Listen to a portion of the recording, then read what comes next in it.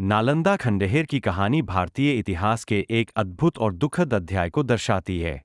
नालंदा, जो वर्तमान बिहार में स्थित है, प्राचीन भारत का एक प्रतिष्ठित विश्वविद्यालय और बौद्ध शिक्षा का महान केंद्र था। इसे 5वीं शताब्दी में गुप्त साम्राज्य के समय स्थापित किया गया था। नालंदा विश्वविद्यालय का वैभव। नालंदा विश्वविद्यालय केवल भारत में ही नहीं, बल्कि पूरे एशिया में ज्ञान और शिक्षा का केंद्र था।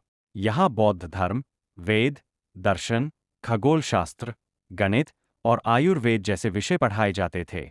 नालंदा में हजारों छात्र और शिक्षक आते थे, जिनमें चीन, तिब्बत, कोरिया, जापान और दक्षिण पूर्व एशिया से भी लोग शामिल थे।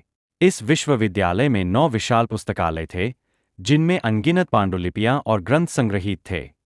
नालंदा का विध्वंस। नालंदा का विध्वंस 12वीं शताब्दी में तुर्क आक्रमणकारी बख्तियार खिलजी के हमले के दौरान हुआ। 1193 में बख्तियार खिलजी ने नालंदा पर आक्रमण किया। ऐसा कहा जाता है कि खिलजी ने बौद्ध संस्कृति और हिंदू धर्म को खत्म करने के उद्देश्य से इस विश्वविद्यालय को नष्ट कर दिया। खिलजी के सैनिकों ने नालंदा विश्वविद्यालय को आग के हवाले कर दिया।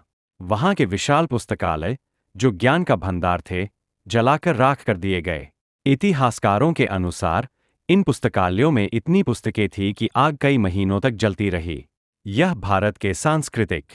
आज इसे आधुनिक शिक्षा और शोध केंद्र के रूप में फिर से स्थापित किया गया है। नालंदा की यह कहानी हमें शिक्षा, संस्कृति और ज्ञान के महत्व को समझाती है, और यह भी याद दिलाती है कि युद्ध और असहिष्णुता से कितनी बड़ी क्षति हो सकती है।